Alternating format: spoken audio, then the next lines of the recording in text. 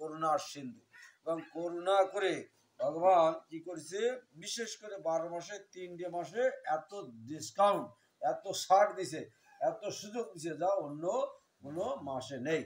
হ্যাঁ, মাঘ মাসে মাঘী স্নান, আর বৈশাখ মাসে জল দান, আর কার্তিক মাসে দীপদান।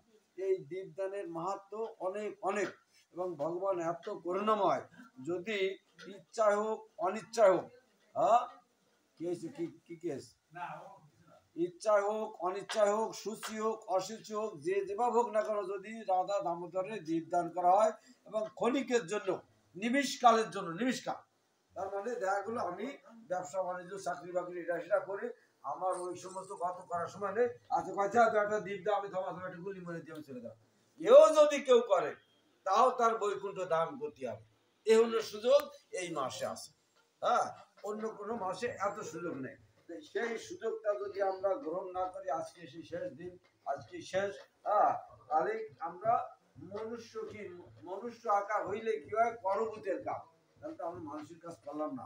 কারণ আমরা তো বলে আসছি কি জানো, কৃষ্ণ ভজিবার তরে সংসারে আইন, এর কি করতে আসি, কৃষ্ণ ভজিবার তরে।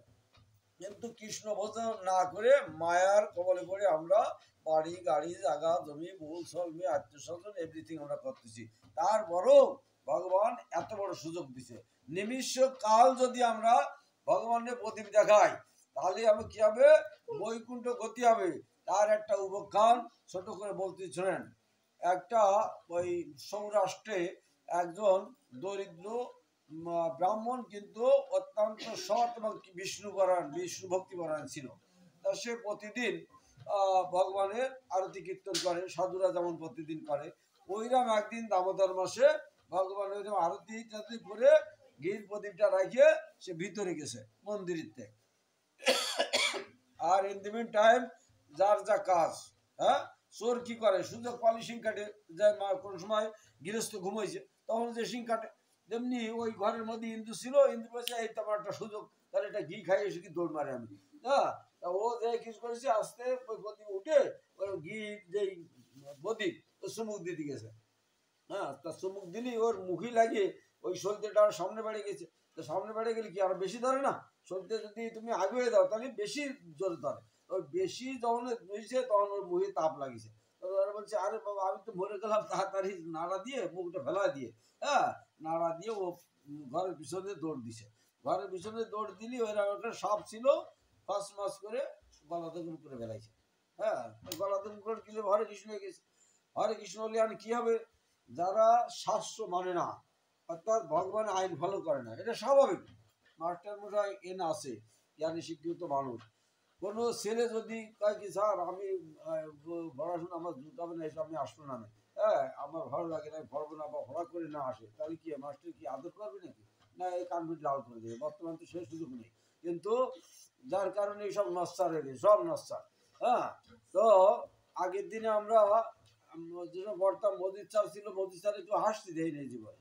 হ্যাঁ, এরম তো যাই হোক, যদিও কিছু না কয় মনে মনে তো রাগ হবে যে বিয়াদব, যা তোর বাপের টাকা খরচ করিস, যা করিস করিস, আমার কি, আমি তো বেতন পাবো।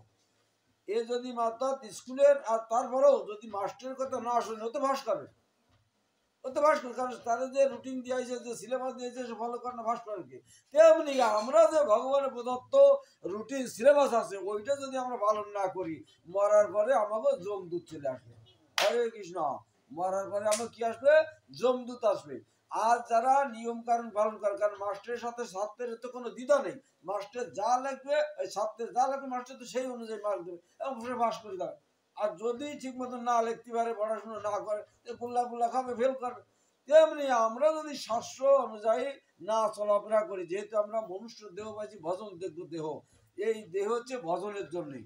আর তারপরও আমরা বলে আছি গোবিন্দ তোমার নাম গুরুগুরু কীর্তন করবো, আমি আমার এই বস্তার মধ্যে তুমি সরাও, বস্তার মধ্যে আমরা থাকতে পারবো না। আচ্ছা, যাই হোক, তখন কি হয়েছে, যেহেতু ইন্দুর ভগবানের নাম গুরুগুরু কিছু কীর্তন করে না, কিছু করে না, এখন ওই যমদূতরা এসে ওই ইন্দুকে বাঁধতে নিয়ে চলে যাচ্ছে, এখন জমপুরিতে যাবে। ইন দ্য মেন টাইম সাত করে স্বর্ণ বিমান চলে আসে, দেখে কি চতুর্ভুজধারী বিষ্ণুর মতন ওইরাম বিষ্ণুর দূত চারজন চলে আসে। কি বলতেছে, এই তোরা এটা মানলি কেন? কেন মানে কি, কোথায় নিয়ে যাস? কয় কি দে তো পাপি, আমরা জমপুরি নিয়ে যাবো। কয় কি তোর জীবনের যদি কোনো আশা থাকে, ভরসা থাকে, তা সাইডে দিয়ে কি চলে না। তা পুলিশে যদি চোর ধরে আর র্যাব যদি এসে ধুমকি দেয়, তা কি সাইডে দিয়ে তোর মারবে না? তা বিষ্ণুদূত এসে বললি, তারপরে বলছে ওই যমদূতরা, আচ্ছা ভালো কথা বাবা, আমরা ছাড়ি দিয়ে চলে যাচ্ছি, আমাকে আমরা সাথে তো পারবো না। তা কোন পুণ্যের বলে আপনার এরা সে বিষ্ণু মানে বৈকুণ্ঠ নিয়ে যাবেন? কোন পুণ্যের বলে, কি কাজে?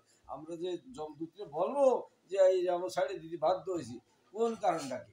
হ্যাঁ, তখন বলছে এ অত্যন্ত মানে পূর্ণ কাজ করেছে, স্বীকৃতি এর জমা হয়েছে, যার কারণে এখন সে বৈকুণ্ঠ যাবে। কারণ ভগবানের প্রদীপ গাইছে দামোদরে এই মাসে, এরম ছাড় দেওয়া আছে। এই মাসে যদি ক্ষণকাল, নিমিষদ্য কাল, নিমিষ মানে চোখের ফল, সেই নিমিষদ্য কালও যদি সে প্রদীপ দেখায়, তার বৈকুণ্ঠ করতে হবে।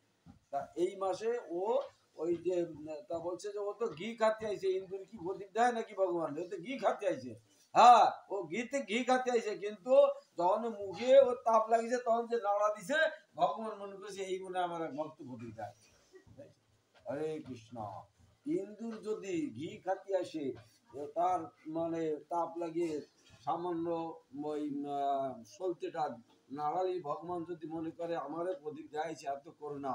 অজামিল যে তার ছেলের নাম রাইছিল নারায়ণ, সে নারায়ণ অজামিল ছিল ব্রাহ্মণ, কিন্তু পরবর্তী সে ডাইভার্ট হয়ে যায়, মানে আকাম কুকাম চুরি গুন্ড বদমাইশি শুরু করে দিল।